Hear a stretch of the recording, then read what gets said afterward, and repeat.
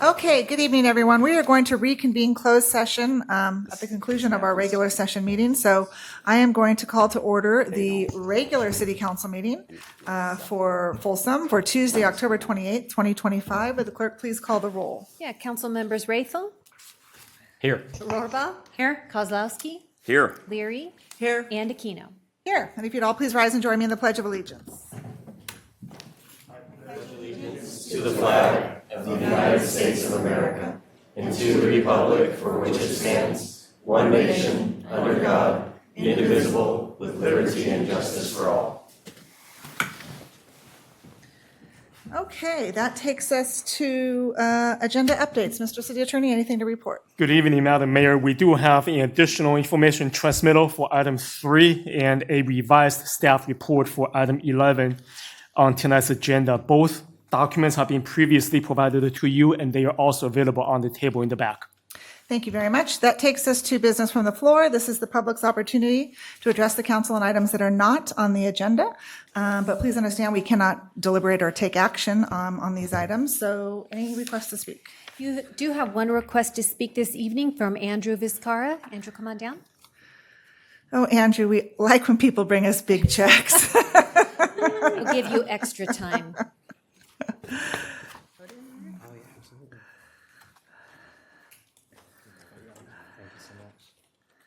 I'll just speak right in here. Oh, perfect. So me and Andrew Tweet here, we had several other classmates with us as well. And we had the awesome opportunity to organize a fundraiser, Pickle for a Purpose. This was in 2024. And with the help of all of our classmates, Choose Folsom, with the help of all of the sponsors and all of the community that came out to support, we were able to raise $10,600 and giving it towards Folsom, City of Folsom Parks and Rec. And so Thank we're you just so excited much. to be able to do that. Was this part of the leadership class? Yes, it was Okay. part of Leadership 2024. So Okay. it was awesome. Very good. Thank you so much. I'm going to ask, I'm going to come down and take a picture with that. But Andrew right there will take our photo and then. All right.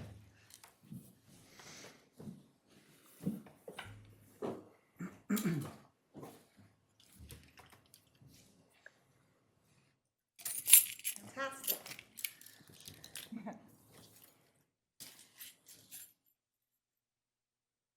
Thank you so much. Okay,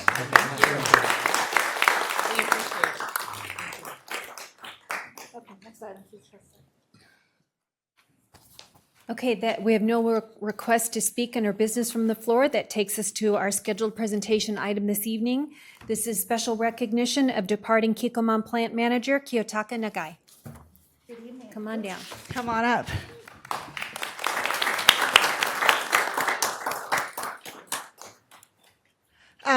As you all know, last month we celebrated the 25th anniversary of a sister city friendship with Pieve del Grappa, Italy, but there is another international friendship that we value very greatly, and that is our friendship with Kikkoman Foods.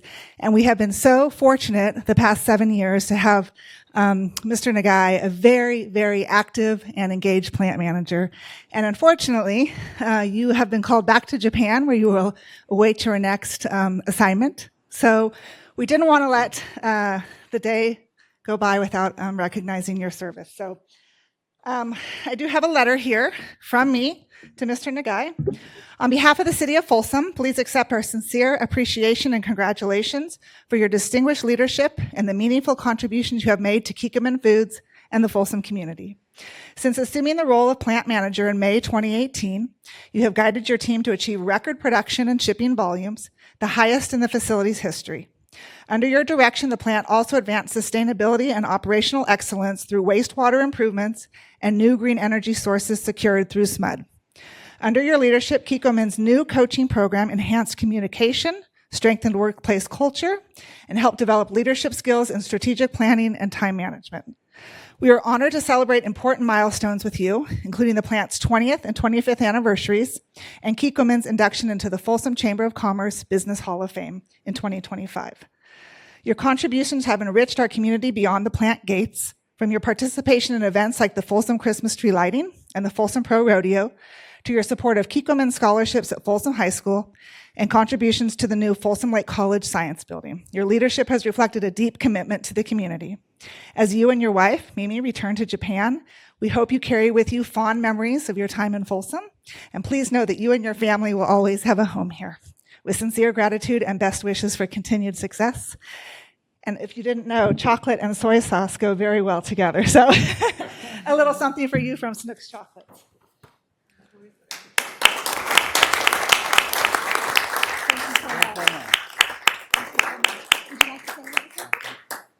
Well, let me hold this, and you say a little something if you want. Good evening, everybody. And I'm glad to have this award, recognition, very much. Then I try to be as a member of the local community. Then also Kikkoman has a policy to be variable member for the local. Then we try to do like this continuously. Then we start business in the Folsom 27 years ago. Then policy is still keeping do it. Yeah. Also already later mentioned, we start a coaching program. It means we communicate very, very well.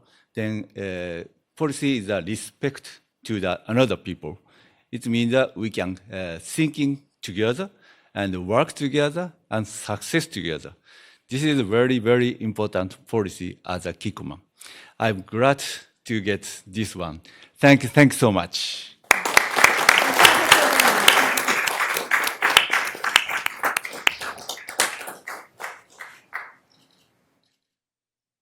Thank you so much. Best of luck to you. Yeah. Thank you.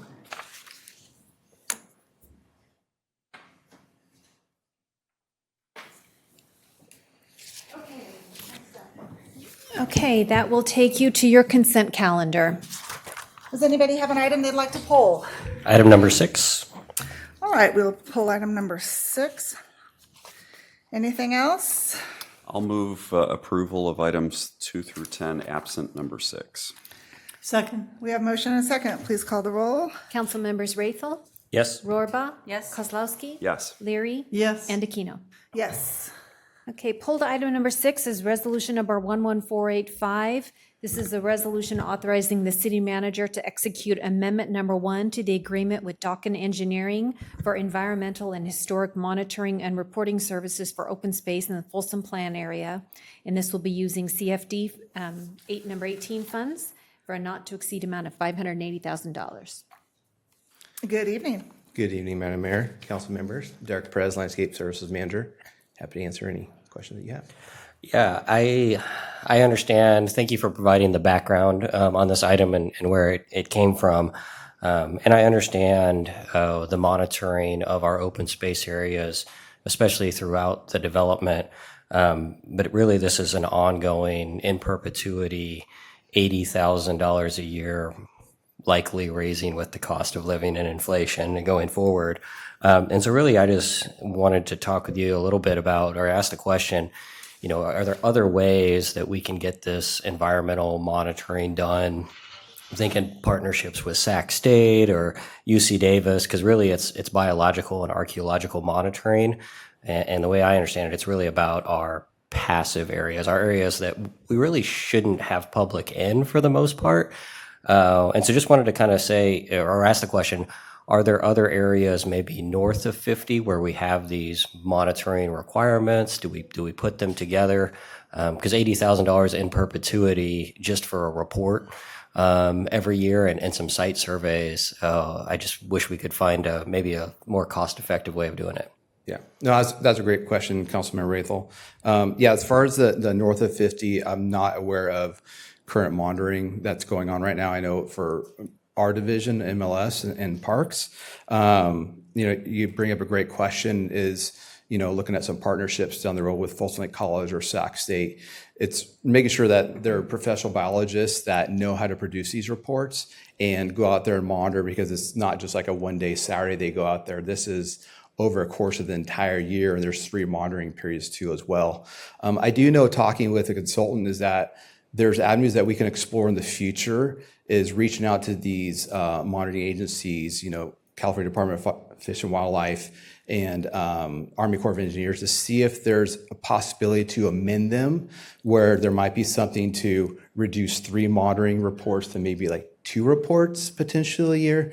So I think just making sure that we do have that backup and that information and the monitoring and knowing what we're actually looking at, what we're preserving for the invasives and the non-natives and, our current wetlands and everything out there, that we're monitoring everything that we're required per our open space management plan. So it is a great question. We can definitely look at that in the future. And I'm comfortable giving you 3 years to investigate that. I think the contract extension's 3 years, but I just wanted to bring it up because I do think it's something that maybe there's part of it that we can do in-house, or part of it that we can do if it's the same exact monitoring and we have these annual reports that show it every year. Maybe we can do it with an aspiring doctoral student. Yeah, we can look at that and see what other agencies are doing too as well. And this isn't the first time. This is the conservation area in the open space, right? We're not doing it just because it's open space, No, yes, in the conservation area and the open space. which on is the about SBA a third, area. I think, of that open space. Yeah, it's a third right now. And then as, the city takes over more open space and in the future, that open space, as you know, down there will be expanding west and stuff. So we'll be adopting more and more open space down there. So you're telling me the 80 grand is gonna go up also. I mean, this is for the next 4 years too for this extension. So yeah, we'll cross over when we get there. So these are to meet requirements from the Army Corps of Engineer, Correct, right? That yeah. were set in place. Yeah, And they have an end date at some point. Is that correct? I know that sites on this side of 50 have had to meet those requirements for a certain number of years, and then the reports have not been provided, and I don't know the exact time frame there. Yeah, from what I read in the open space management plan, this is in perpetuity. So we have to provide these monitoring reports, kind of forever. So, and report those to the agencies. And maybe that's another avenue that my colleague brings up is if they're normally a 30-year agreement, then maybe we look at going to Army Corps of Engineers and Department of Fish and Wildlife and saying, hey, can we do this for just the next 30 years? And part of the problem there is that a lot of these ones that were not monitored for any length of time have significantly deteriorated over time, and I'm sure that's, that the requirements have potentially changed since this side of town was built.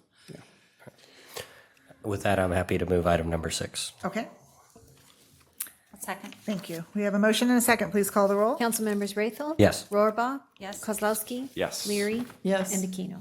Yes, next item, please. All right, your first public hearing item this evening is item number 11. This is ordinance number 1358, adding sections pertaining to wildfire prevention and amending other sections and certain chapters pertaining to adoption of various uniform codes. This will be introduction and first reading of the ordinance. Good evening, Allison. Good evening. Get this all set.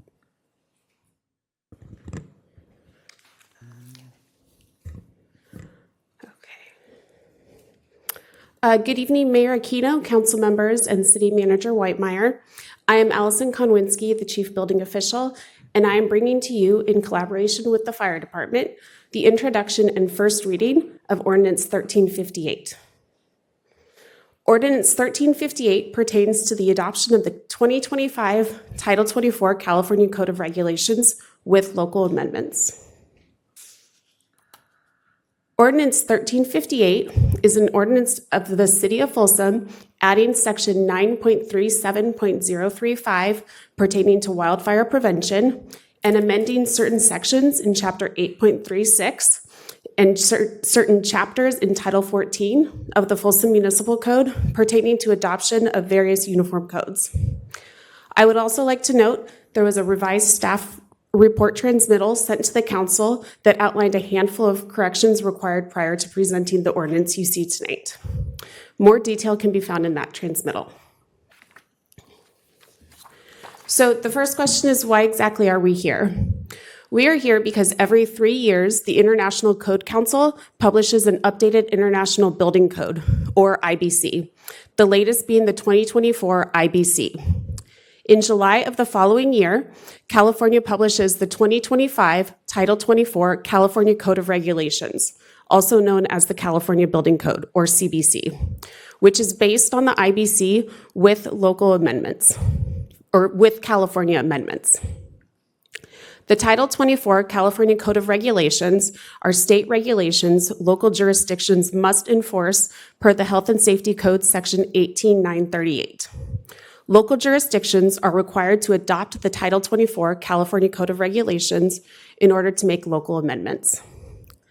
Amendments can only be based on climatic, geological, and topographical findings and cannot be less restrictive than the current state code.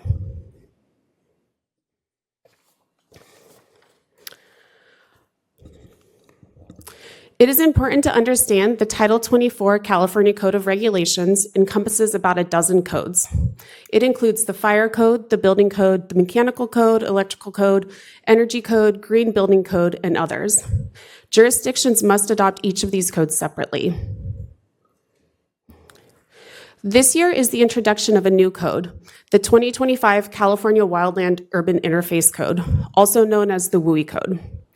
The WUI Code is a compilation of excerpts previously located in other code books, such as the Fire Code, the Green Code, and the Building Code.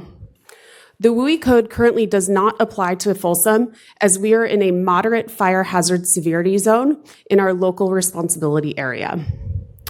Therefore, we are proposing to add Section 9.37.035, which was previously located in the Fire Code. This section continues to allow the fire chief to identify and restrict access to natural spaces posing a higher than normal wildfire risk. We are also proposing additional amendments to the Folsom Municipal Code to better align Folsom with other jurisdictions in similar fire hazard zones. We are proposing to adopt Appendix D of the California Fire Code, which was written to provide more detailed requirements regarding road widths, dead ends, access roads, and road locations relative to the building based on height. Finally, we are proposing to align the municipal code with current technologies and best practice.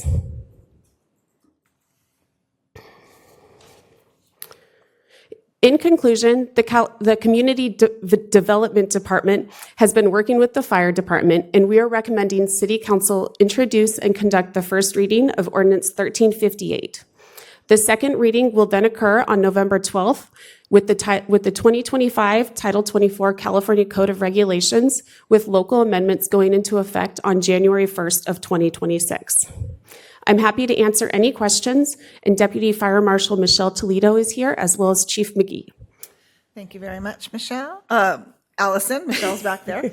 Any questions over here? I'll look this way. Vice Mayor Rathel? No question. I have a grumpy comment before Okay. it goes to a vote. But Would you like to make your grumpy comment? yes, right I now? would like to make my grumpy comment. And I don't know if anyone's realized, but housing has gotten really, really expensive. And so I'm tempted to vote against this just to say that, oh, this is crazy. Like, we're making houses more and more expensive. And at the same time, we're all talking about an affordability crisis and a housing crisis. I have absolutely no repercussion. I have to vote for this in order to get our local amendments. And I appreciate the work that staff has done in making our code less restrictive, right? So I appreciate the Appendix G modifications that staff has made to bring us more in line with our other jurisdictions around us. So that's not what my complaint is. My complaint is that our state legislature is talking about being in an affordability crisis and a housing crisis, and yet every 3 years we make it harder and harder to build housing in this state. And so I just have to go out there and say, if there was any control from the local level at this, we would roll these back. I would vote to roll these back to the 90s. So when my house was built, I sleep very safely at night. I don't have sprinklers. I do have solar, but that was my choice. There's a lot of things in these codes which are driving up the cost of housing, and I would just love to see things pause for a few years while we catch up. Thank you. But I don't have that choice. Councilmember Kozlowski? Extension of the grumpy comment. I would encourage my colleagues to vote for this because we don't really have a choice. This is a bit of foolish theater that the state forces us to do. But I would second what Councilmember Rathel has said and go one step further and say that the IBC, who is the source for the ICC, which is the source for all of these code changes, is the referees have been captured by industry, And there is not a fair evaluation of what the cost of any given change is to the building codes nationally. And here in California, we don't put a brake on it in the same way that we do on all other legislation, which at least has to pass through the Legislative Budget Office to make a determination of whether or not it will add costs to the taxpayer. So I would very, very much like for Folsom to be a leader in trying to get the state to at least do that minimal bit of additional work during these code cycles, or demand that, make California the outlier and say, hey, our code cycle's not every 3 years, our code cycle is longer. So anyway, with that said, I don't have any gripe with any particular change that has been proposed. It's just that the polishing of the diamond has gotten kind of crazy. So, Okay, I'm going to open the public hearing. Madam Clerk, do we have any requests to speak? You have no request to speak under this item. Okay, then we will close the public hearing. Thank you very much, Allison, and I will entertain a motion. Introduction and first reading. I just need somebody to say so moved. Yes, so moved. Under extreme duress, so moved. Second. Thank you. We have a motion and a second. Please call the roll. Council members Raythel, Yes. Rohrbach. Yes. Kozlowski, I'll be the no. Leary, I'm going to suggest that we work more closely with our local legislators at the state level. is that a Which I've yes been or a doing on some no? others, but that's a yes. And Aquino. Yes, thank you very much. Sorry to shoot the messenger, Allison, but we appreciate you. No problem. All right, next item, please. Okay, that takes you to item number 12. This is objective development and design standards for multi-unit and mixed-use residential development for general plan mixed-use and residential overlay areas. Good evening, Desmond. Good evening, Mayor, Keno, members of the City Council. I'm Desmond Parrington, I'm Planning Manager in the Community Development Department. With me tonight is Cecilia Kim, who's the Planning Manager with Opticos Design. They were the consultants that helped us prepare this and put this together. So the reason that why we are doing this is that because there's been a number of changes in, oops. That's okay, I just sent it. Okay, thank you. There's been a number of changes in state law that now require that we only use objective design and development standards when reviewing residential projects. And in 2024, as you may recall, the City Council approved changes in the land use, both in the general plan and in the Folsom Plan Area Specific Plan, to create overlay areas where we allowed for higher density and taller development, essentially more intensive development consistent with the requirements of our housing element. So this included the East Bidwell Corridor, the areas around the Iron Point and Glen Light rail stations, and then the Folsom Town Center in the Folsom Plan area. So those were done with the understanding that we would be putting in place objective design and development standards to ensure that when that higher intensity development does occur, that it's done in a way that complements and enhances those areas, and it's well designed rather than detract from them. So we are proposing to no longer use, because we can't use guidelines anymore, and also our multifamily design guidelines actually conflict with some of the requirements in our zoning code. There's a number of general plan policies that are supportive of this overall effort. I won't get into detail on all of them, but obviously you can see here there's a commitment to high quality design. So the goal of this effort was really to balance the need to comply with state laws with ensuring quality site and architectural design. So what the objective development and design standards do is they regulate the physical form and the character of multifamily development or mixed-use development. Developers have to comply with these if they're looking for a streamlined review process. The odds themselves do not include actual development proposals. The approval does not approve any kind of development. There was some information on Folsom Chat and on Nextdoor that suggested that these documents were actually approving large projects. They are not. Without these without these standards, we would not have objective design standards that we could use to evaluate these multifamily projects in this area. So the examples that are shown in the document are just that. They're showing how a site could transform and then be built using these objective design standards. But there is no actual development associated with them. So this was a long effort that really kicked off with a targeted mixed-use and multifamily housing study that we did with Opticos, looking at and getting input from residents here in Folsom and businesses as well about what type of housing and mixed-use development was appropriate where, and then what was the appropriate kind of massing and scale for all of that. So we did a survey that surveyed 400 residents and developers and business owners in Folsom, got a lot of great feedback. We took that feedback, presented it to you all, got your feedback, and then we started work on the objective design standards. So that was prepared back in September of 2024. And then we had a workshop with the architectural community and with developers so that they could understand that what we were doing and we could get their feedback. We also talked to a number of jurisdictions, including the cities of Campbell, some cities in Napa and Marin counties who had been using these or similar versions of these, got their feedback. And then we made some changes to make the document a little bit easier to use. And we released that draft in July of 2025. We had a workshop with our planning commission to kind of walk them through how these would work. And then we had a hearing with them on October 15th where they unanimously recommended approval of these.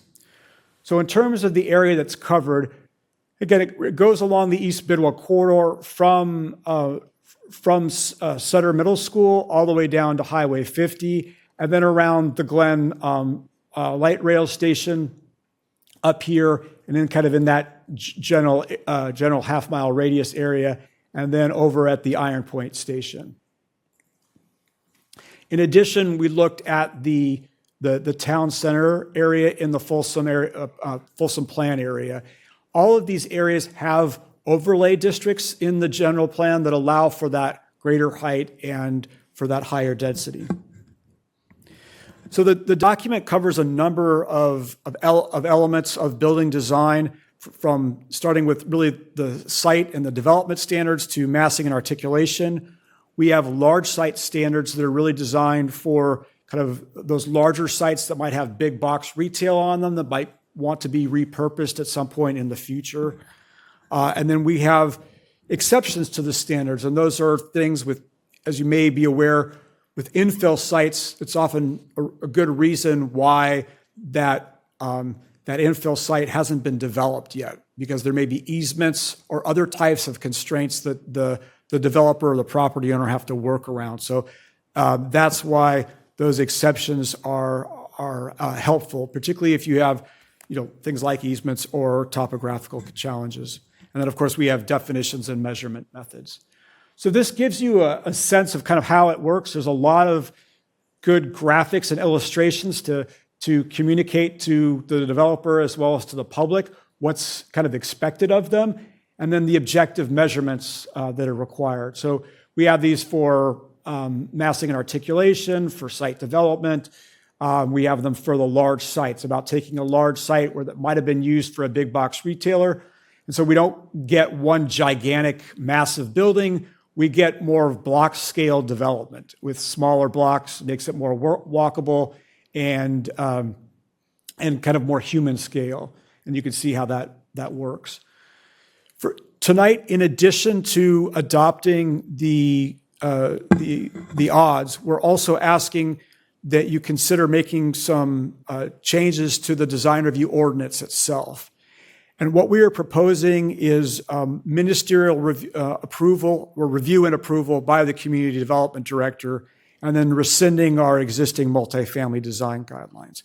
So as I mentioned earlier, the multifamily design guidelines, we really can't use guidelines much anymore unless the developer's kind of willing to go along with that. These are outdated, and they also conflict with the standards that are in our zoning code. We've been meaning to rescind these for some time.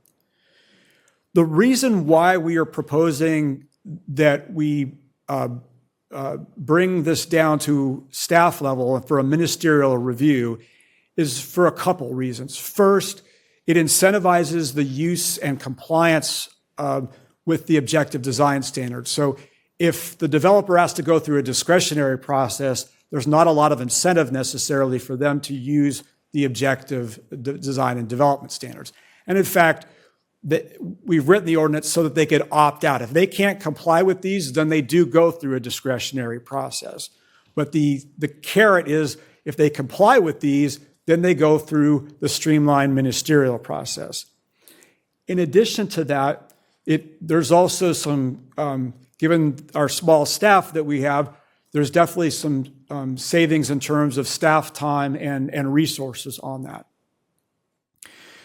The benefits of going through a discretionary process is it does make the public very aware of the project, but you are also put in a really difficult position. And this is part of the feedback that we got last year with the prior council, is that please don't do this to us again, because state law has made it so that even a project that goes through a discretionary process, you cannot reduce the density, you cannot reduce the number of units, and you cannot deny the project unless you can make a very specific and significant health and safety finding.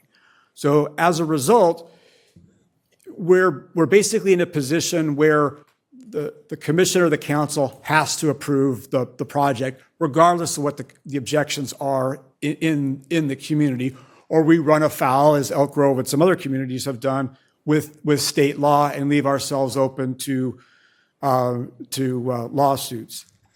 In addition to that, as you can see on the next 2 pages, the state has increasingly been taking away local discretion and moving these things down to staff level and requiring that they be ministerial. Now, many of these have things like labor requirements that require prevailing wages or a skilled and trained workforce program, which we typically don't see out here in Folsom. Typically, it's stick-built. You're not running into the prevailing wage issue with most projects, and so they don't qualify. And so you can see as some of these, they do have that, or they're specific to affordable housing and not to market rate housing. So, but with SB 330, SB 8, and SB 79, again, they're all using objective design standards. These do not require ministerial approval. However, if the project, it has some level of affordability, if the project provides prevailing or pays prevailing wage or provides that skilled and trained workforce, then they meet the requirements of some of the other bills that do require ministerial approval. So it's clear that the state is really kind of increasingly pushing this to staff level.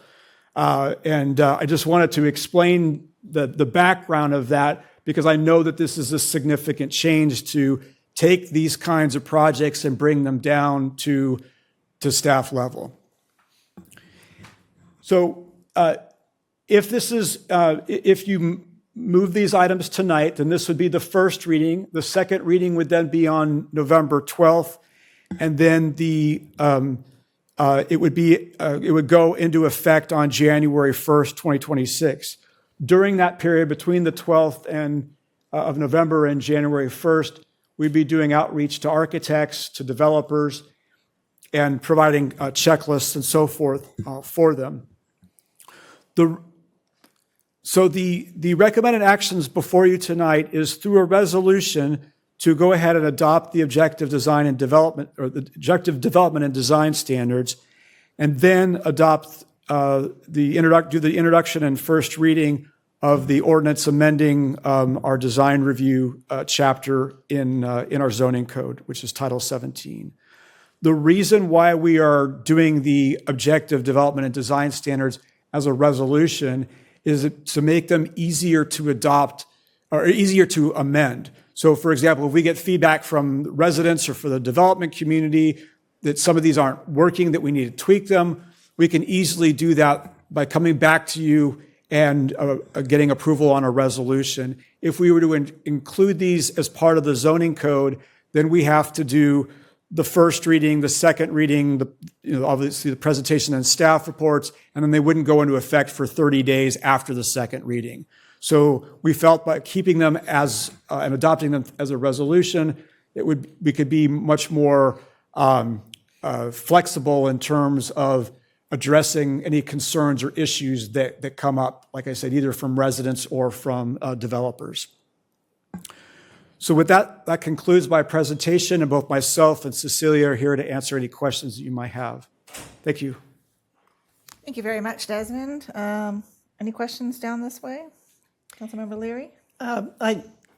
So in effect, I did get a lot of concerns from residents because of one of the sites that's been identified for this kind of development is in my neighborhood. And I think it might be helpful to reassure people that these developments, unless they're proposed on sites that are open sites or are sold by willing sellers, it doesn't open the door for those things to take place. And that was, that engaged me in a lot of conversations with people to explain what these were, because these sites were identified several years ago, as you already noted in your presentation, but I think that might help provide some clarity for people that are concerned anywhere in the blue zones. That this doesn't mean that immediately somebody's going to knock something down or build something. And I think you addressed that in all of the letters that you sent out in replies to the residents that thought that it was a blanket approval. I do believe that that adopting these in effect does decrease staff costs, except when a developer opts to do some kind of discretionary changes to their building. Is that correct?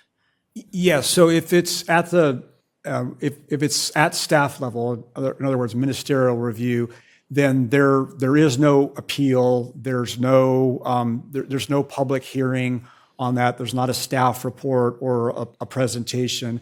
Staff reviews it, and just much like a building permit, they either meet the requirements or they don't.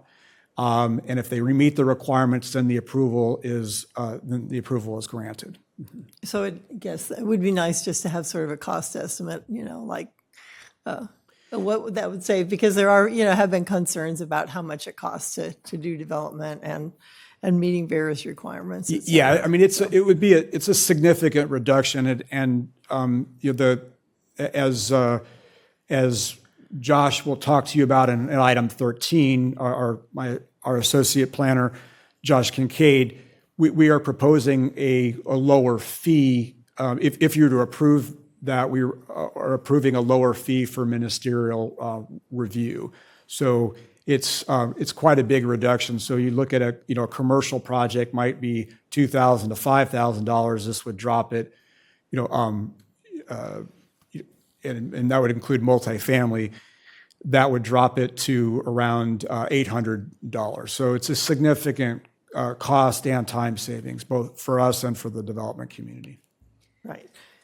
So we can look at those when in the next item. Yeah. Okay, thank you. Yeah. Councilmember Warba, any questions? Vice Mayor Rayfield, I know you have some. Gosh, called out. I'm the grumpy council member tonight. It didn't help that you picked me up at 8:30 to go down to Sacramento all day and sit in another public meeting. But my first question, really, I think the design standards are great. I think they're a good protection, specifically for projects that are streamlined ministerial review. So I'm fully supportive of putting them in place, and I think it's something that definitely provides more protection for the city on those streamlined and ministerial projects. My only real concern with the standards is the allowed reductions in parking. And in there, it talks about if you provide one of these things that is in the list, we're going to go from 1.5 spaces per unit down to 1 space per unit, or commercial space. Could reduce it by like 1 for every 250 square feet to 1 in 1,000 square feet, which is pretty significant. That's, 3/4 of a 75% reduction in parking for commercial spaces, or 1/3 of the parking in residential, which could be, I'm looking at the central business district in particular, a lot of single family that's around there. The sites are not necessarily very deep. And so the provisions just seem kind of small to make that change in parking. Like one of them is a provision of a dedicated parking space for deliveries and rideshare vehicles. So I just don't see like we give you a half space for every unit if you give us one space for deliveries, because that could be like, and maybe I'm misunderstanding it, but that could be like, hey, if it's a 200 unit complex, we're going to allow you to not build 100 spaces, and you're going to give us one for a delivery truck. So I'm just curious if those are, if there's a way to strengthen these requirements that are there, or maybe make them more objective, like, hey, you've got to give us, because I'm just thinking maybe these are fine for like a really small complex, but I don't see how they apply for, say, somebody does puts together a number of sites and ends up with a 200 unit complex.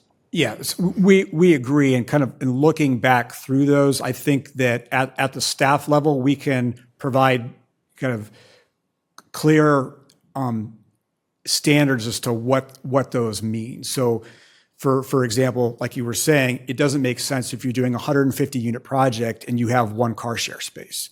So I think what we can do is we can provide some kind of staff interpretation on what that means, so long as it's clear and objective. So for like every 10 or 15 units, we could require that you have to have like a car share space or a guest space or something along those lines. Or, I think where it's a little clearer is like with transit passes. So if you're near a TOD, you're near a light rail station, if you're providing transit passes to all your residents, then we know that at least a portion of them are going to be using transit rather than driving for some of their either work or other activities. Yeah, I'd completely agree with you. I think the transit one is strong enough on its own, but the other ones seem to be not very robust. Agreed. So I think like on the shared parking, it needs to be a certain percentage of their overall parking that's satisfied by the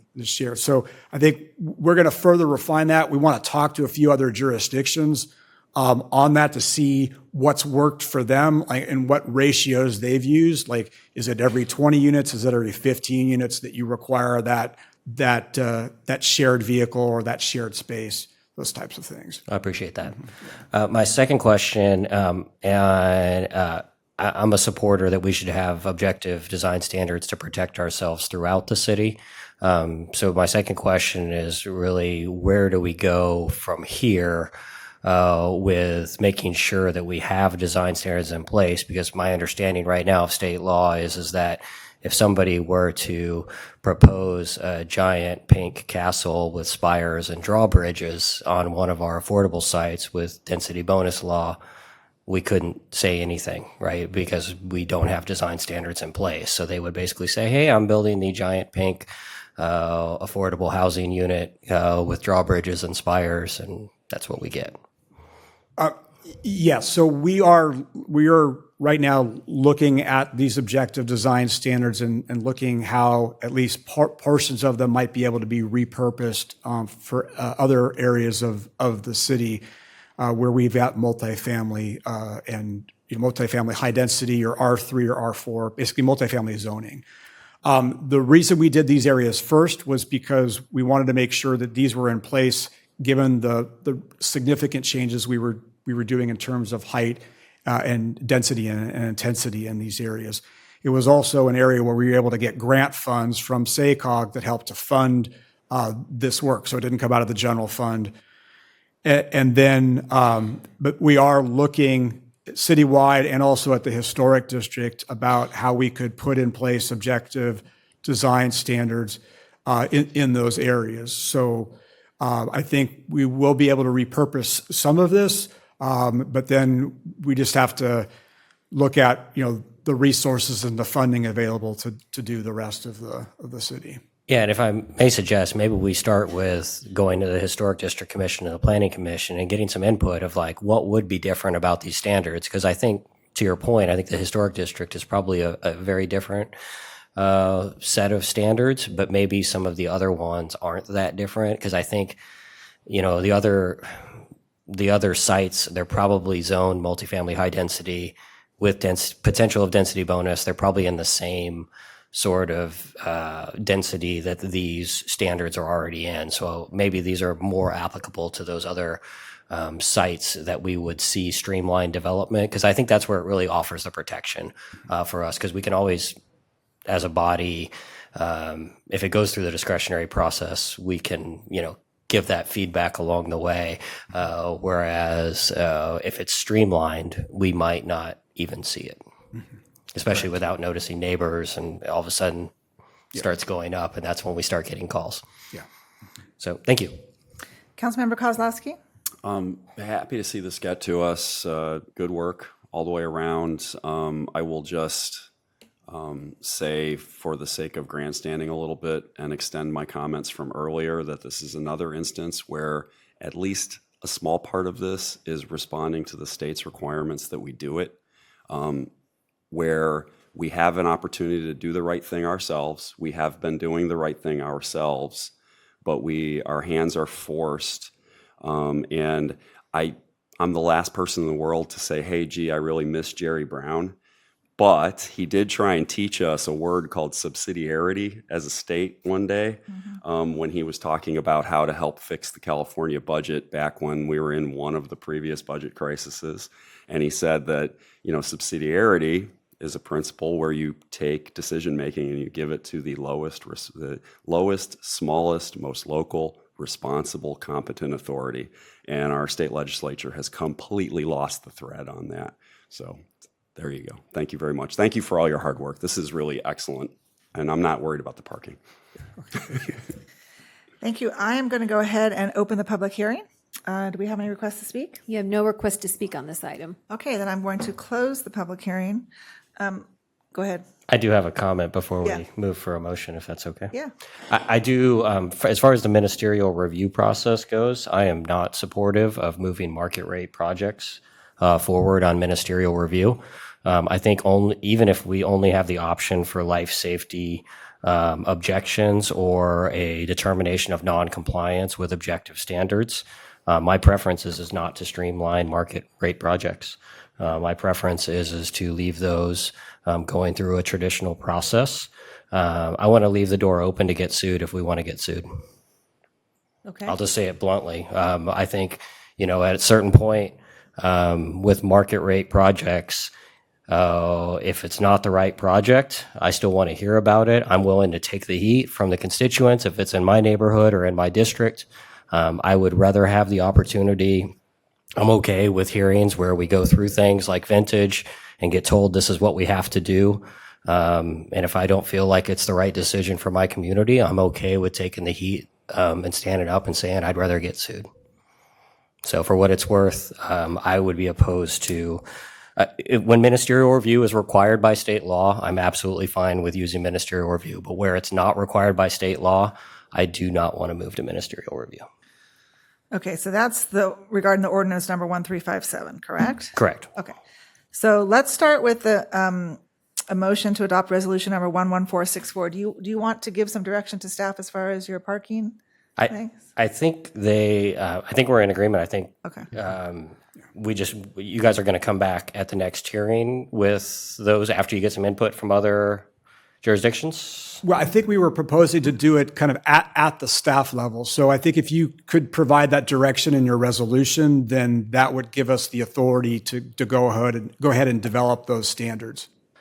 But at the end of the day, do we have to adopt those standards? Because they have to be objective standards. Like if you're going to say, let's just, for example, we'll use the dedicated parking space for deliveries and rideshare vehicles. If there was, you know, an option that 1% of the spaces, does that need to go in the So we could guidelines? We could bring this back, and with that, or you could give direction for staff to develop kind of staff interpretation, so long as it's objective, So like I was saying earlier, like on the shared parking space, if we develop kind of staff interpretation that this is how this part of the odds work, Yeah. then and as long as that's objective, we would be okay with state law. So you guys can revise the objective design standards before you publish them? is what No, you're saying? this would be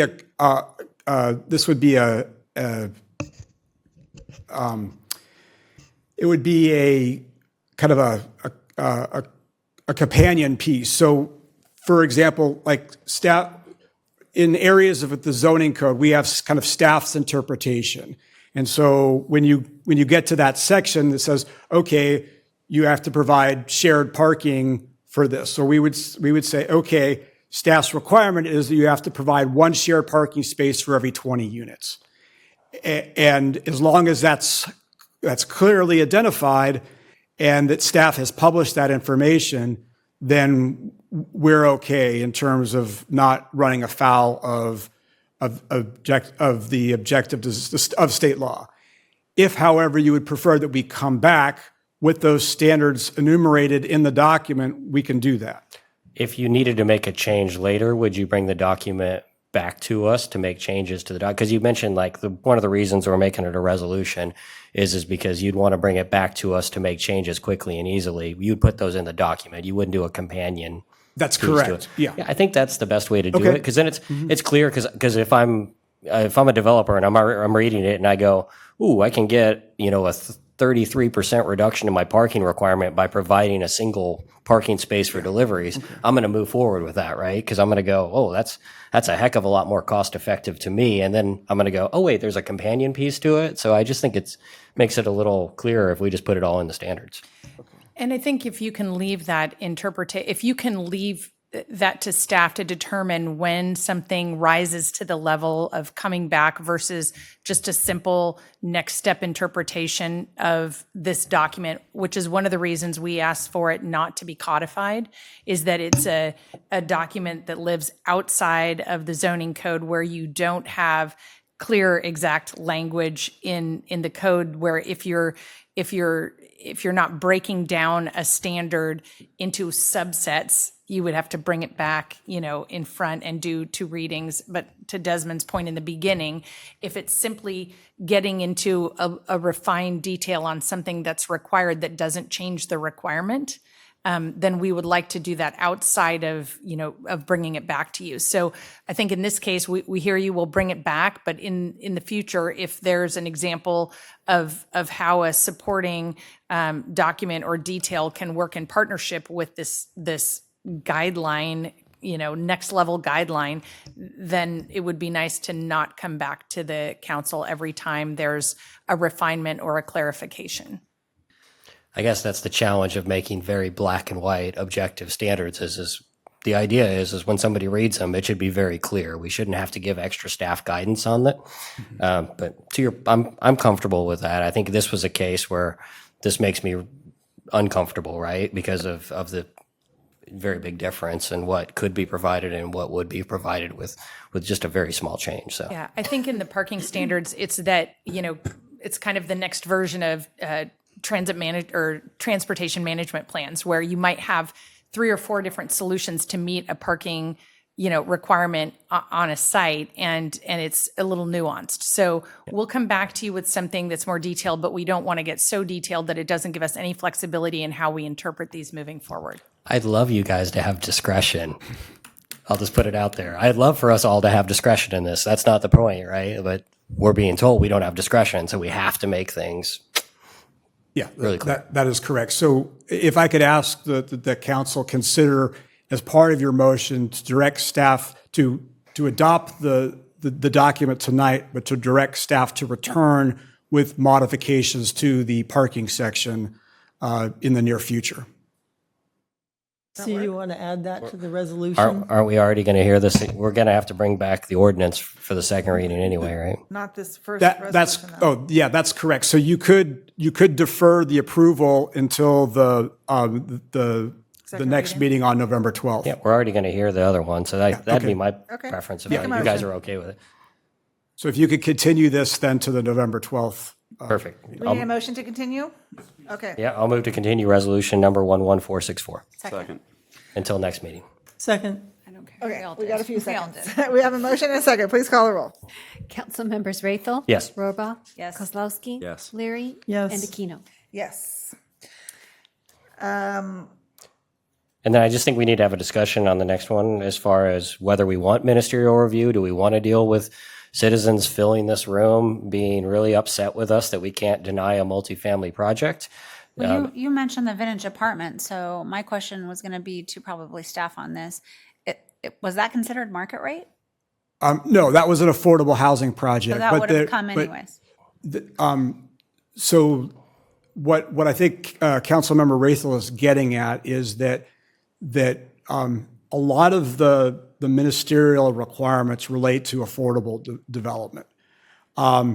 We believe that it's a matter of time before market rate also becomes ministerial as a result of the state's action. But if I call your attention to SB 330 and SB 8, which are kind of related to one another, those apply to all multi-unit projects.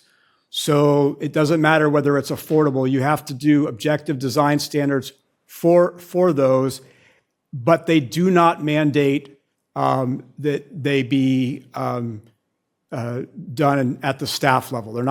They don't require ministerial approval. It's only if they meet some of the other requirements like affordable housing or prevailing wage, then we do have to do them at staff level. So what I believe Councilmember Raythel is pointing out is you do have some discretion about whether you want to hear those types of market rate projects.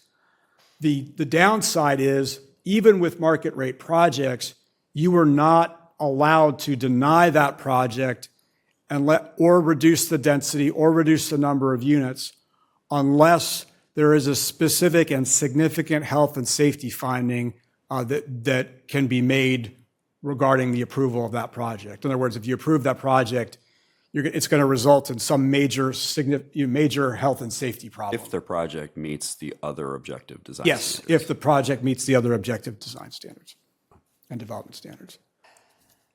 Is that clear, or do I just muddle things No, up no, more? you're fine. Would you like to make a motion with what you're wanting to see? I have to pull up the ordinance, but My concern is, let's take the vintage apartments for an example. We did have a lot of public outcry on that. And while there was very clear things of how we could or couldn't deny it, some of those are a little subjective. So you're taking away the right of a city to say no to the state.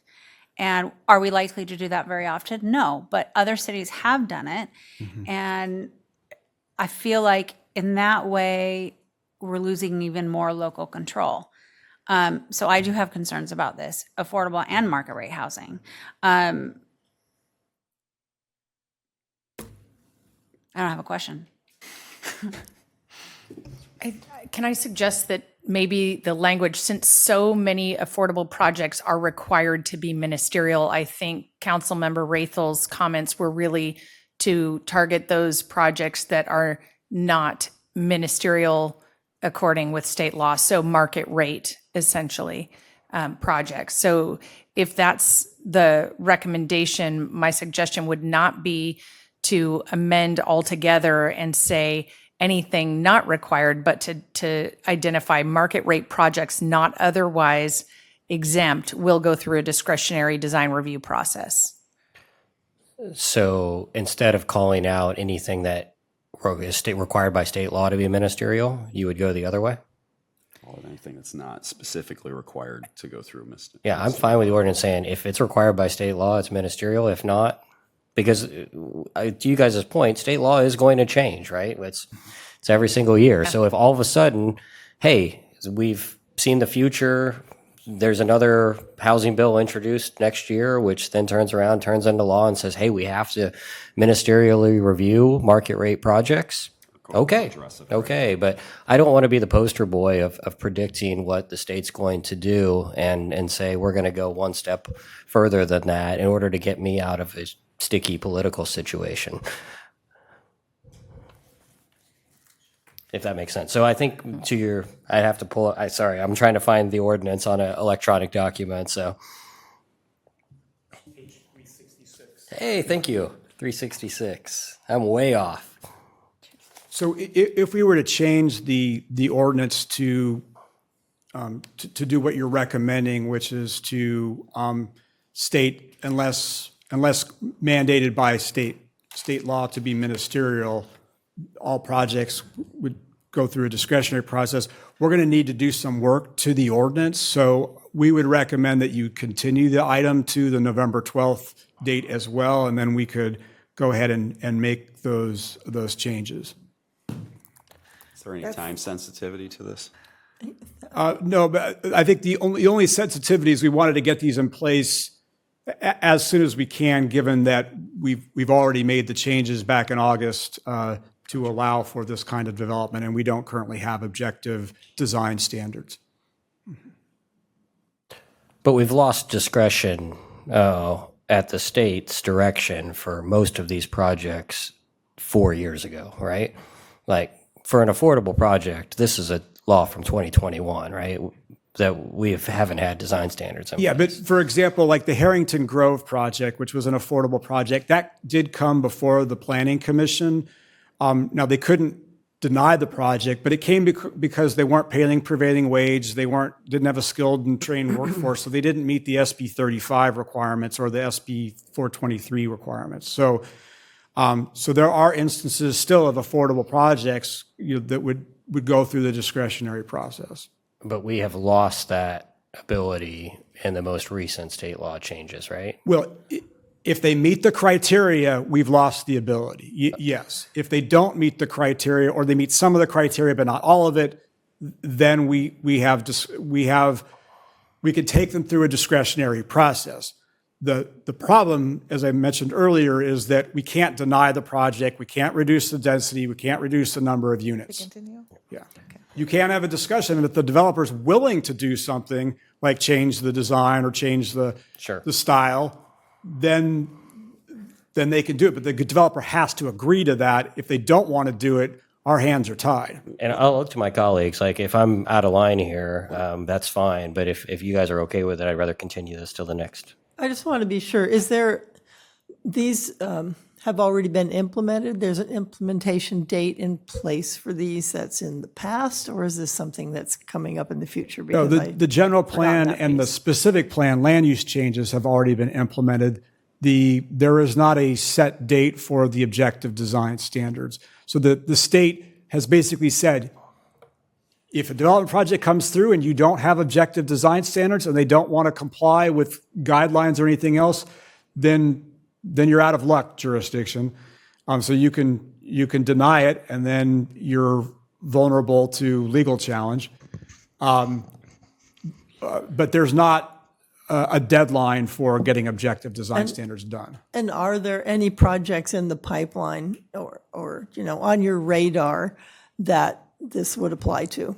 That if by not implementing the ODD, we would end up not being able to I this think kind of review. a 1 month delay is not going to be is not going to be a major concern, because we don't have any projects in the pipeline that would be directly affected by these. I would be concerned if we do not adopt any objective design standards, because then we would have very little ability to get higher quality designs out of a developer. All right. Could I suggest one thing? The spirit of this is to give the opportunity for ministerial approval. Couldn't we just say that we will approve this, and as part of your ministerial evaluation, when you see a prudent time or need to have a workshop discussion at the Planning Commission, do that? At your discretion, at the staff's discretion, just bring it to the planning commission so that there is a noticed hearing to discuss the project in an open forum where people can come to this room and take pot shots at it or praise it, and become fully educated about the reasons why it's being approved. Sounds like this needs a little further discussion. The problem I have with that is we're the voice of people, and if we're giving all the authority to the staff to bring it at their discretion to planning or not, or to us or not, we're taking away the voice. Well, most of those decisions are made for us already by state law. So we're only talking about things that, are ministerial and should be approved automatically, but there's something about them that deserves to have a visit to the Planning Commission just for an open discussion, not for a vote necessarily on the project. I don't think I'm concerned about them being heard by the Planning Commission. I'm more concerned about losing our ability to delay a project and get sued. Some people would I'm look. taking a half step towards that here. That's all I'm suggesting. Some people would look at Elk Grove and say they lost that battle. I would say that they won that battle on some level. They denied a project, and it didn't get built on that site. Yes, they paid some money. Yes, they gave up other land. But do we want to give our ability to deny a project that doesn't fit away, even if we get sued over it? I don't think we want to, right? Just from a standard of local control, I get it. The state's shoving all this down our throat. I don't want to sign up to lose my ability to further the people's interests and get sued. Yeah. So I'll make a motion to postpone this for further discussion to November 12th. Does that work? Motion to continue. Do we have a second? Second. We have a motion and a second. Please call the roll. Councilmembers Raythel? Yes. Rohrbaugh? Yes. Kozlowski? Yes. Leary? Yes. And Aquino. Yes. Thank you, Desmond. Okay, public hearing item number 13. This is a resolution number 11481. This will replace prior resolutions and adopt a new user fee schedule for community development services. Good evening, Josh. It's a tough crowd tonight. Full day conferences. We'll do that, I'm sure. Good evening, Mayor Aquino, council members. Josh Kincaid with the Community Development Department. I'm just going to pull my presentation up here.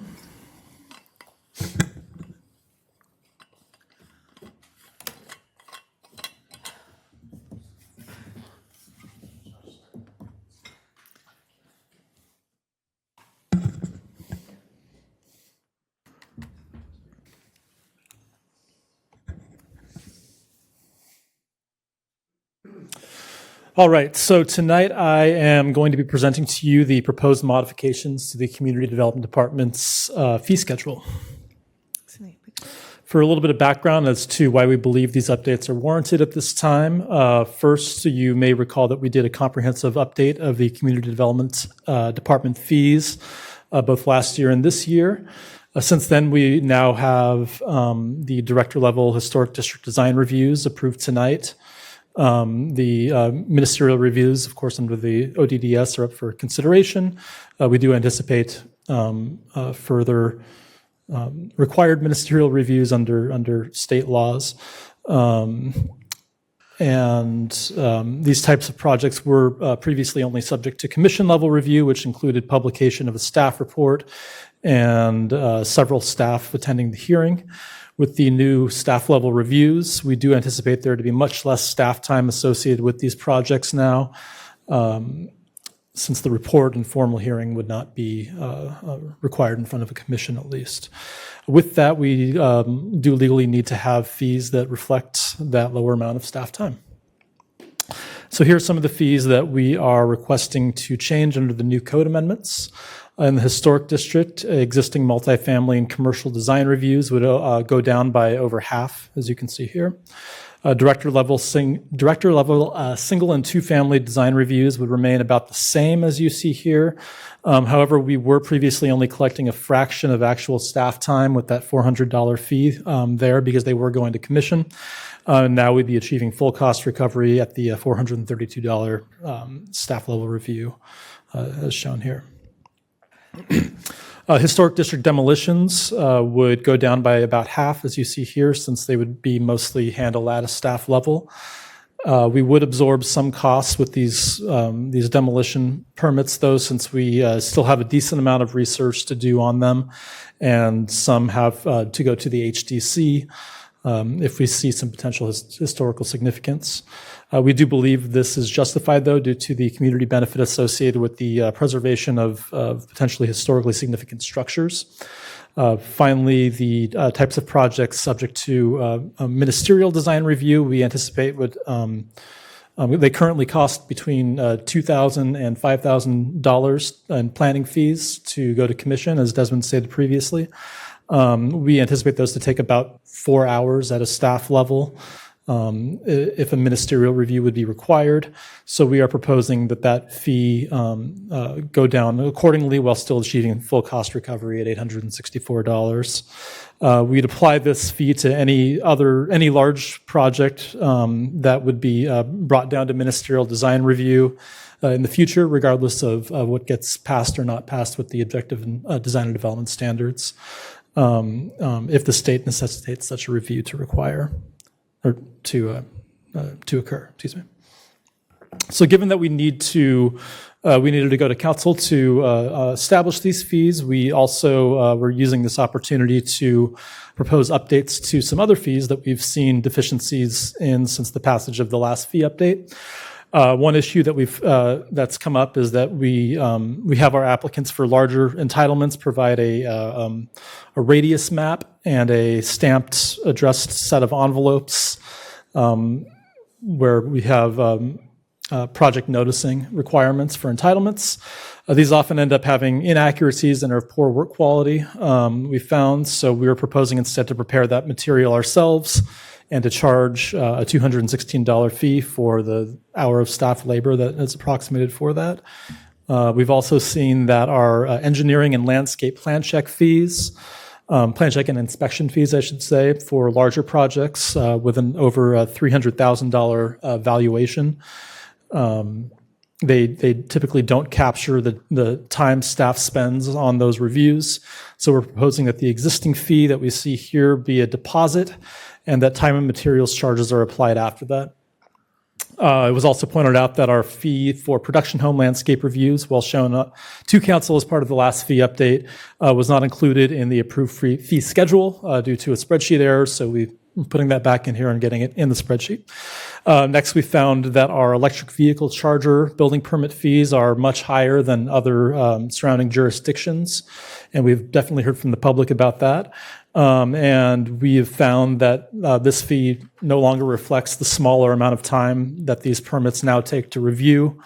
We're proposing a $138 fee that reflects current staff review and inspection time and is more in alignment with other jurisdictions. Next, the fire department currently has no mechanism to collect additional fees for their reviews of community development department entitlements. When we have larger projects that take additional time to review, we are proposing that they collect hourly plan check fees for reviews over 4 hours long. And finally, we found that while the code allows for an appeal of a director level decision to the city manager and of a city manager decision to council, there's no fee associated with those actions. So we're proposing a $432 fee for appeals to the city manager, which accounts for about 2 hours of staff time. We think this is the minimum amount of time that we spend on these, but consistent with previous council direction on appeals, we didn't want to make the fees prohibitively high. For appeals of city manager decisions to the council, we are proposing the same fee that council approved recently for community development department decisions of director decisions to commissions or commission decisions to council, which is the $1,500. Overall, we believe that the impacts of these updates would be the lower fees for the public for director level projects and more accurate fees for larger engineering and landscape projects, EV chargers, and fire department reviews, as well as some new cost recovery that we currently don't have for appeals to the city manager and of the city manager to the council. This will lead to less of an impact on the general fund for these staff services. So if adopted, we would provide this new fee information to the public in December, and they would go into effect on January 1st, along with the code updates. Can take any questions now. Thank you. Thank you. Councilmember Kozlowski, any questions? Vice Mayor Rathel, Councilmember Rohrbaugh, Councilmember Leary. Okay, then I'm going to open the public hearing. Do we have any requests to speak? Nope. Then I'm going to close the public hearing. Thank you very much, Josh, and I'll entertain a motion. I will move approval of resolution, I will move approval of resolution number 11481. Second. We have a motion and a second. Please call the roll. Councilmembers Rathel? Yes. Rohrbaugh? Yes. Kozlowski? Yes. Leary? Yes. And Aquino. Yes, thank you. Next item, please. Okay, new business item number 14. This is Folsom Plan Area Neighborhood Park Number 1 project. You've got 2 resolutions before you. Good evening. Good evening.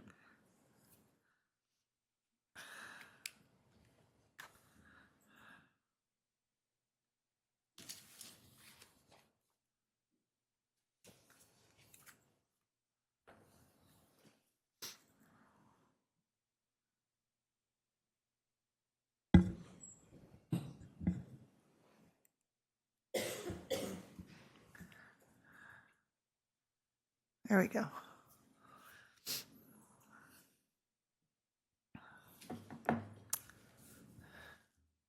All right. Good evening, Madam Mayor and City Council members. My name is Kate Cannon-Nguyen, and I'm a park planner too. I'm here to present on Neighborhood Park Number 1 in the Folsom Plan area. So tonight we'll be recommending 2 resolutions. The first one is to make this a capital improvement project and to appropriate funds for this fiscal year.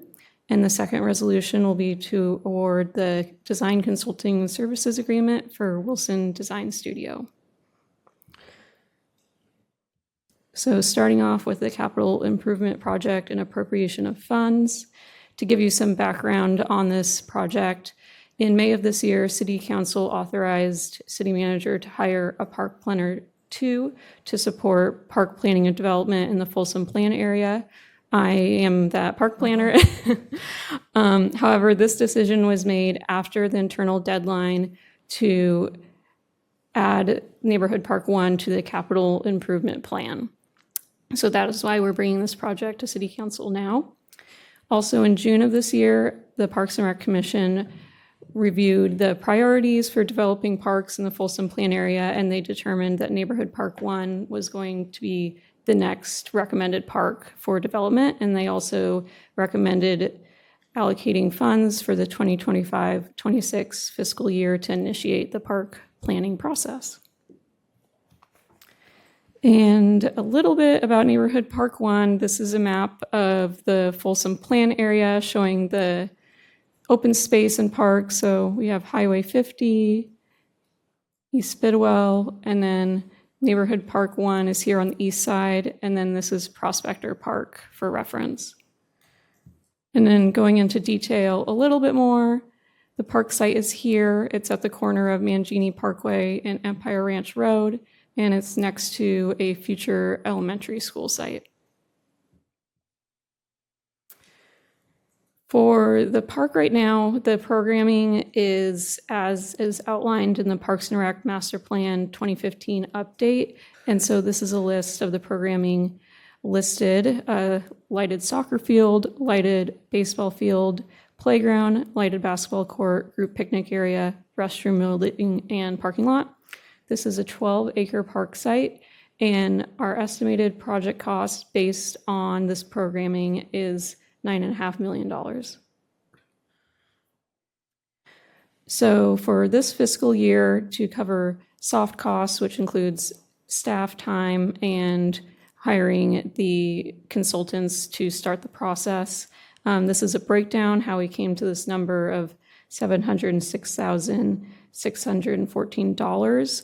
So the Wilson Design Studio cost, that's based on the number in their proposal. The other numbers are estimates, since at the time of writing the staff report, we had not yet received proposals for these services. So this is estimates based off other similarly sized projects that we are working on this year. And that brings us into discussing the design consultant. this consultant with the Wilson Design Studio, it'll be an interdisciplinary team led by a landscape architecture firm, and they will have civil engineers, structural engineers, and electrical engineers also on the team, and they'll be assisting staff with the development and design with the project. So in July of this year, RFP was issued for these services, and by the deadline of August 18th, we received 8 qualified proposals. A team of staff from Parks and Rec and Public Works then evaluated these proposals, and they are ranked on a point system, with 100 being the most number of points. After that initial evaluation, we selected the top 3 point earners to be shortlisted for an interview. All the interviews were conducted on September 12th. After the interview, there is an additional up to 35 points that were added to their original scores. So here you can see this is the top 3 consultants, and it shows their original points from the evaluation, their additional interview points, the total of those, and their ranking. So you can see Wilson Design Studio had the most number of points, then RRM, then Westwood. And then below, you can see the numbers from their cost proposal. Wilson Design Studio is also the lowest cost. And that is the end of my presentation. Tonight, we are recommending resolution number 11487, a resolution approving the Folsom Plan Area Neighborhood Park 1, located on the northwest corner of Mangini Parkway and Empire Ranch Road, capital improvement project, and appropriation of $706,614 in funds from the Folsom Plan Area Specific Plan Capital Fund, Fund 472. And the second resolution is resolution number 11488, a resolution authorizing the city manager to execute a design consulting services agreement with Wilson Design Studio for the Neighborhood Park 1 project for not to exceed amount of $450,130 from the funds in the Folsom Plan Area Specific Plan Capital Fund, Fund 472. Thank you, Kate. Councilmember Leary, any questions for Kate? I just have one, and that was I'm guessing in the master plan for parks, there's a needs assessment for certain types of facilities, and I'm wondering if these are the kinds of facilities that there's a demand for. So in the master plan, the needs assessment was done after the master plan. The master plan was done in 2015. And I believe the needs assessment was done in 2021. So we also look at the needs assessment as well as the Parks and Recreation master plan. That 2015 master plan is an update to an original master plan that was done in 1996. So you would consider this to be a current assessment of the needs for that site? I'm just asking that because I see over time how, demands change. That's a really good question. Some of the things that we're currently looking at because of the increase in costs, we are looking at new design standards to lower that cost moving forward. And that's something that we're working with our Parks and Recreation Commission, and we'll be bringing back to the commission here in December. Thank you. Councilmember Warbaugh? Yeah, my concern, and I'm sure you've looked through it, so, but the cost proposal, the Wilson Design Studio was $250,000 less than the one right before it, and almost twice as less than the third one. So what was that cost disparity, and are you concerned about maybe did they leave something out? So we usually don't see it quite that extreme. Right, yeah, and it is noteworthy. When they provide their cost proposal, it is a breakdown of all the hours that they are planning to dedicate to the project by the staff, by staff member and by task. And we didn't see anything that was out of line with what was in the RFP or with the other firms as far as the cost difference. I think it would be speculation on my part, but I will say that Wilson Design Studio what they're proposing for this project is similar to the cost that they did for working on Prospector Park and Benevento Park. And they have provided great service with the funds they've asked for. So I Okay, don't know if that's there's good enough for me. Thank you. Okay, great. Councilmember Kozlowski? The $9 million number was a little startling relative to the discussion about Benevento that we've had over many years. Is this likely to be a phased implementation in any way, or do we have developer fees to cover most of whatever the cost is? I mean, I think this is a bigger question, and I've had comments from council members, and the Benevento process is actually has created some healthy discussion in that looking at Benevento, for example, comments came up in the presentation that, hey, in the past, we've said, hey, we're going to do a phased approach, but in our experience, you only do phase one.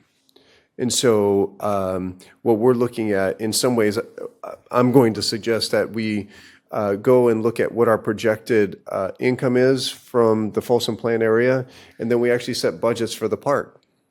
Like we don't start with amenities, we start with, hey, this is the amount of money that we have with this park, and this is what we can build. So I think what we've done is we've created these awesome, plans, and they're just too much. As far as amenities, and we have to deal with the reality of this is how much we have. Fantastic. That's my only question. Thank you. Vice Mayor Rathel? I think that was my same question. This in 2015, this was a $3.9 million park. Now we're talking about a $9.5 million park. So I'm fine with both the capital fund allocation and using Wilson Design to move forward with that. But I do question the $9.5 million and just not getting us into the same situation that was before my time, but we're still living with north of 50 where we don't have enough money to finish all the parks. And so if you're lucky enough to be in one of the first communities, you get a park. But if you're unlucky enough to buy one of the last homes in Folsom Ranch, then you don't get a park for 20 or 30 years. So I think that's what I'm really trying to prevent. So I appreciate us if we could get those numbers updated. That would be excellent. If we do come back and tell Wilson, hey, sorry, we were off a little bit on our $9.5 million number. It's actually a $7 million park. Will we have the ability in the contract to adjust, or is it an hourly rate, or is it, hey, here's a $450,000 check and it's not to exceed? That is a good question. Yes, that's something that Is it a time and materials? Is it a time and materials? No, it's just a. Yeah, not to exceed. Okay. But we can definitely change if we're going to say that cost of the park is going to be low. We're not right now. We're not allocating those funds, so that's something that we're definitely taking a look at when we're looking at our design standards moving forward for neighborhood parks. So will the final costs be we'll be able to better identify those final costs once this plan is done, or? Correct, and we will be giving them some direction. So do we want to adjust that $9.5 million number now, or do we want their bid was substantially lower. Their soft costs are not out of line with what the 2015 number was. It's really the hard cost to me is the difference here. So I'd be comfortable moving forward, but I'm open to your suggestion. Yeah. Would you like to speak? Yeah, I would agree with that. I mean, the number's pretty firm as far as the design. We need to. We've got direction to them. Yeah, we will provide them direction that, hey, here's what the cost of the park. This is what you have, right? I mean, and so I think what we've been doing is, hey, design this park with all these things, and then surprise. And so, as fun as that is, I'd appreciate just like, hey, here's what we have, and this is what we're going to build with it. And something just to add, we did check with other jurisdictions and we looked at the cost per acre. And this cost per acre, we are within the market. So that's why we're looking at our design standards and saying, okay, what we include in a neighborhood park. Is it appropriate to include lighted ball fields in a neighborhood park? Should we have restrooms in a neighborhood park? So those are the things that we're currently evaluating and bringing those recommendations to our Parks and Recreation Commission. Yeah, and I totally appreciate that. I just think we need to spread it out throughout the plan area, and we don't accidentally front load things. before your time, before my time, but that is what happened with our previous development, and it didn't work out so well. So. And I want to just add too, we did provide numbers to finance, and they are evaluating that as part of the whole system for the Folsom Plan area parks.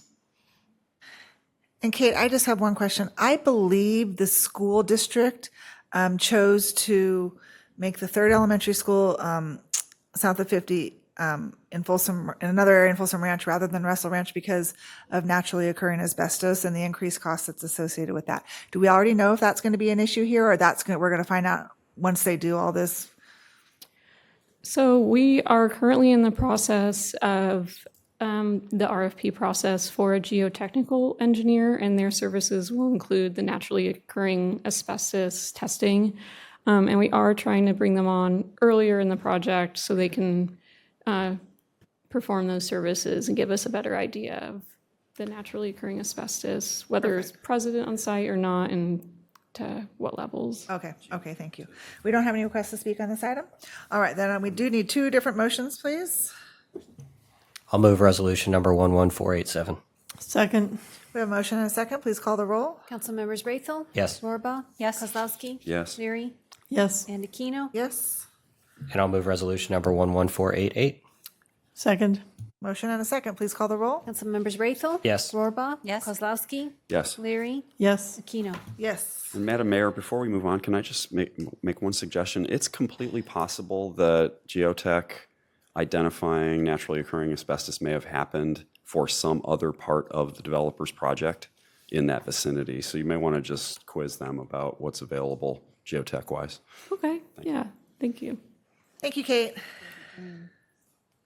All right, next item, please. Okay, your next item is item number 15. This is a resolution authorizing the city manager to accept a STEP grant offered by the state in the amount of $173,500 to reduce and mitigate the impacts of impaired driving, distracted driving, seatbelt enforcement, purchase of a police motorcycle, and appropriation of funds in the general grants fund. Good evening, Commander Lockhart. Good evening, Madam Mayor, members of the council. Brian Lockhart, Commander at the Police Department. As we navigate through these difficult and challenging budget times, thanks for the opportunity to highlight one of the things we're doing at the Police Department to close that gap while we still provide that level of service that everyone is used to in this city. So this is a STEP grant, Selective Traffic Enforcement Grant, put on by the Office of Traffic Safety in the amount of $173,000. So first, some background there. There's some stats up there. Our collisions, traffic is one of our biggest problems in our city that we all get a lot of complaints on. Here's some of the statistics up there. We remain pretty flat in terms of our collisions. This grant helps us to reduce those. Over the last 5 years, even before that, we have received this grant. This is the biggest grant we've got. For example, last year was $125,000. The year before, 110, and the year before, 63. This year is 173,000, which is nice. So the purpose of this grant is to be able to reduce fatalities and injuries as in collisions. And they use a multifaceted approach with education, directed enforcement, and also to provide us with equipment such as ticket printers. And we got a police motorcycle out of this grant.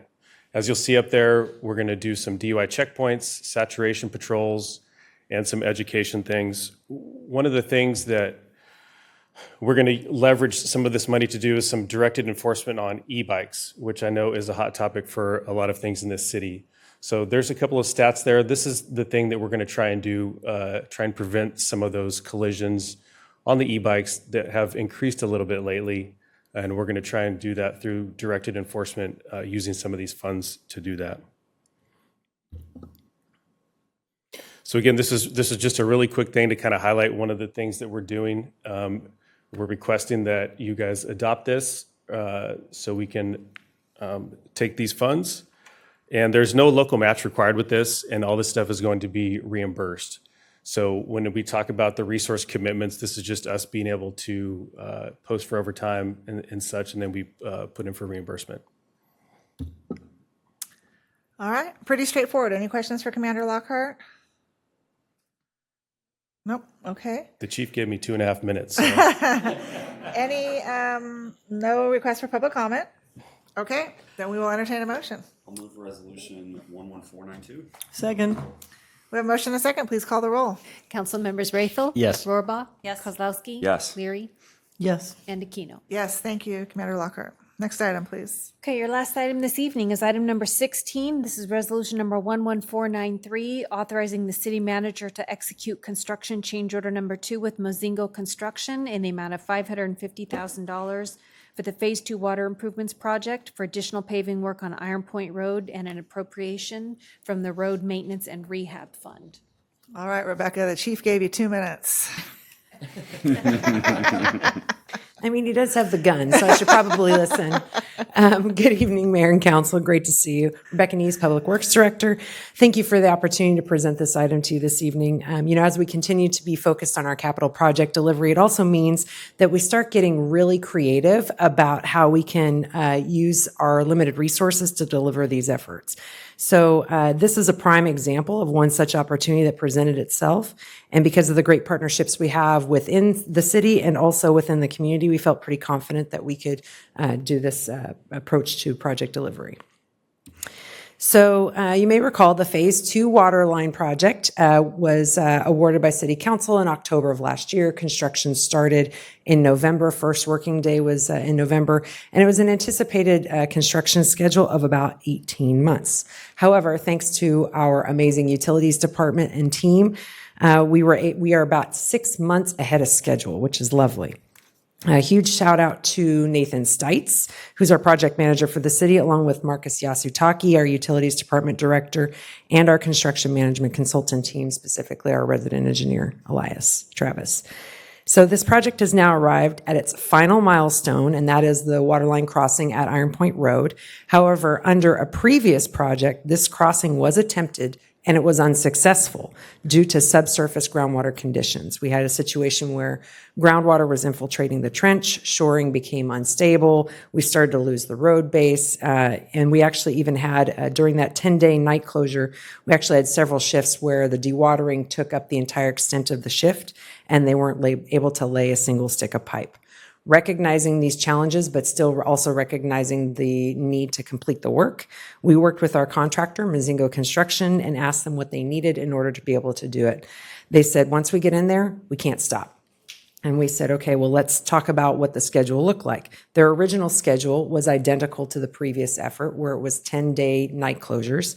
And recognizing that if we can keep them going and keep the dewatering under control, we would have an opportunity to get the crossing done. So we arrived at a 5-day, 24-hour closure to install the pipe.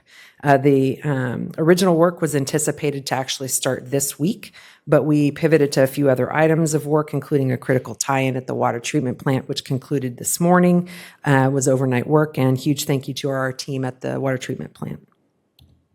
So the proposed full closure will start on the evening of November 2nd at 9 p.m. That's this Sunday, and will continue through November 7th.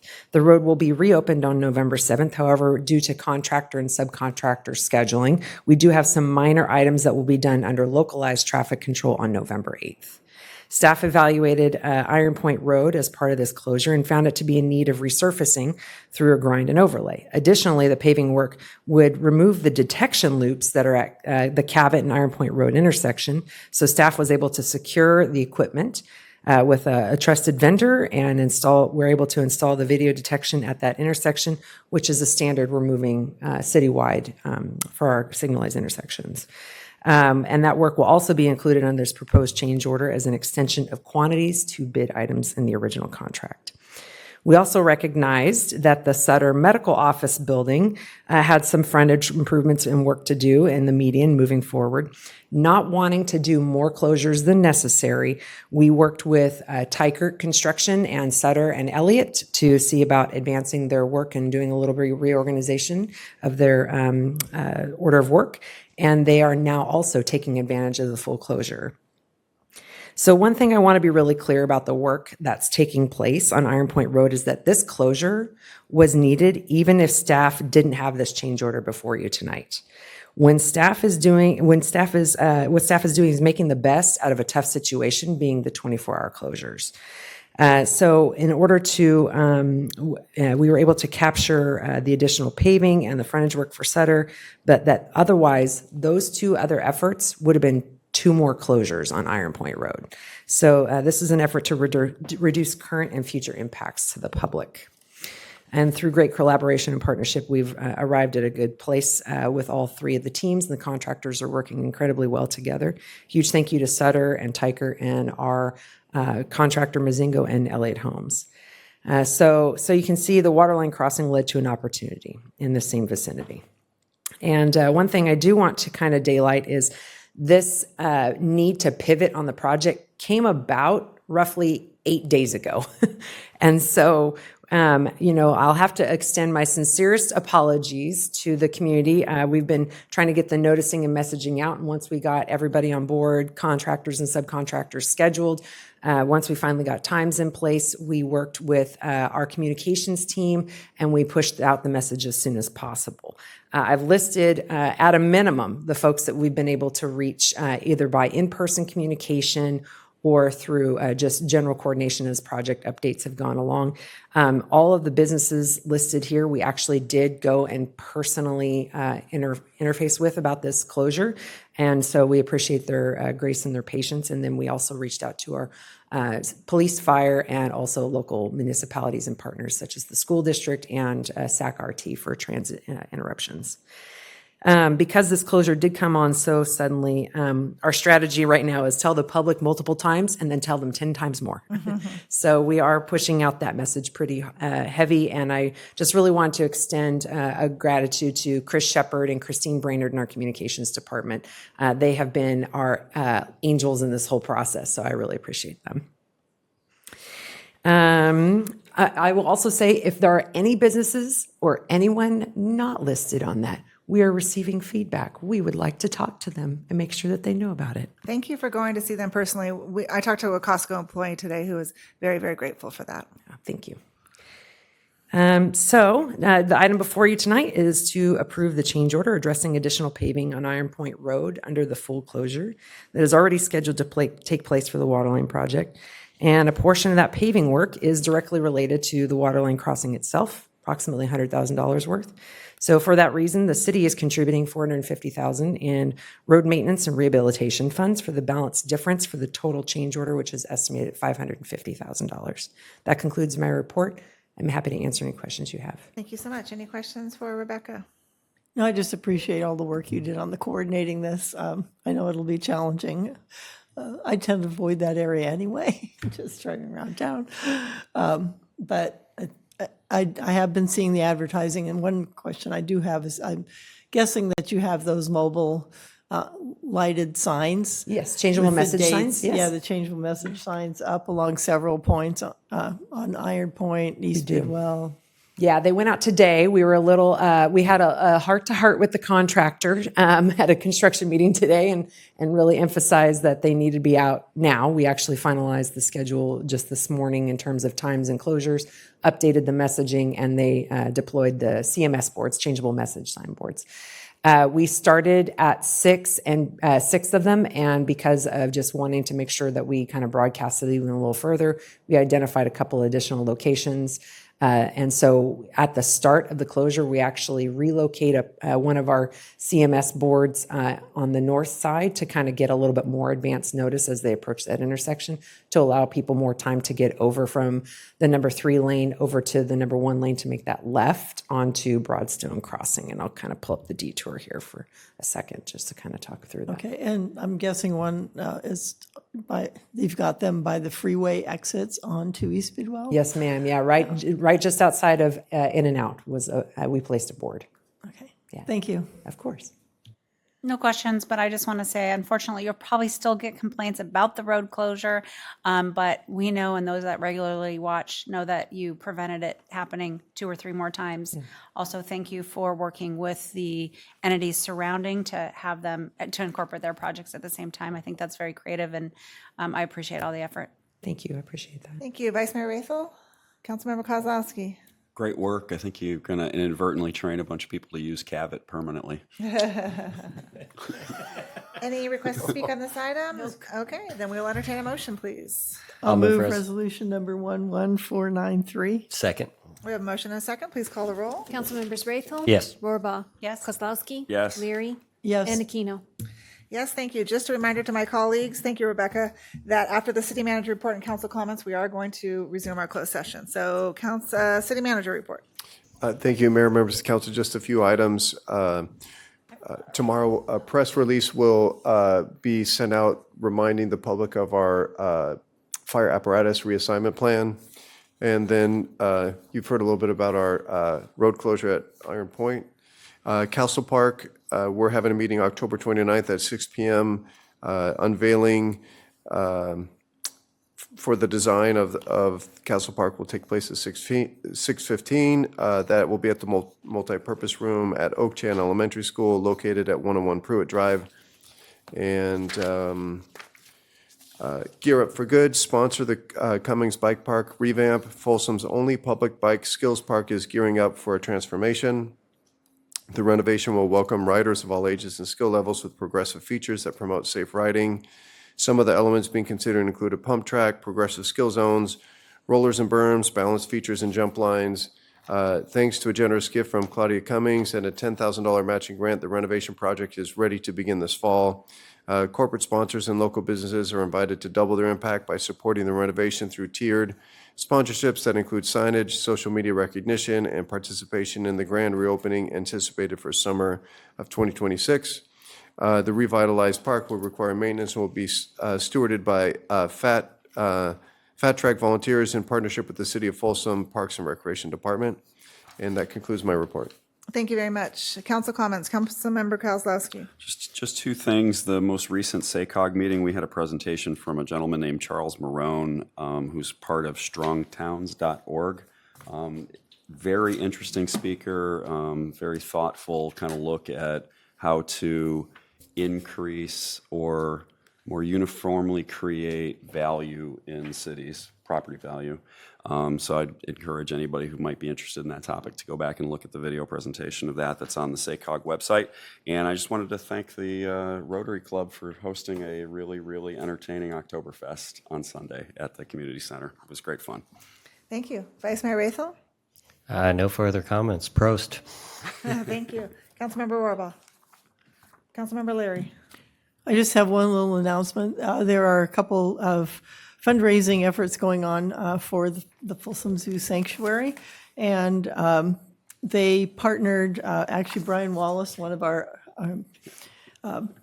Parks and Rec commissioners, did some designs for some special beers that are being produced, and those are on sale.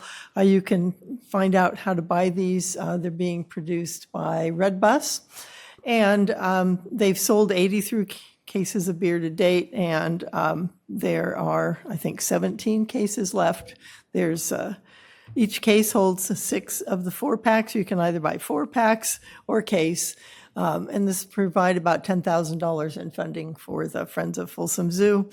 So if you don't like beer, but you like to decorate Christmas trees, there's also going to be a Christmas tree event at the zoo in December, and they're currently having people purchase the right to decorate a tree for $150. You'll be assigned a tree and have an opportunity to either advertise your business, or I could challenge the other council members to buy a tree. I'm planning on buying one myself.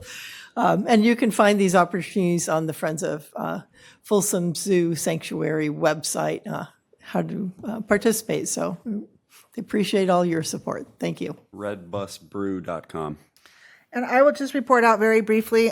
Today, the County of Sacramento hosted a joint countywide meeting. All 5 members of the County Board of Supervisors, all, 9 or 10 members of the Sacramento City Council, and then mayors or council members from the other cities in the county, with the exception of Ileton. Thank you to my colleagues, City Manager and Stephanie Henry, for joining me today. It was about homelessness, behavioral health. I wouldn't say we solved anything, but I think we learned about some of the resources that are available in the county and also maybe learn some best practices and agreed to collaborate going forward. So with that, it's 8:23. We will adjourn the regular meeting, and the council will resume our special meeting in closed session. Thank you all.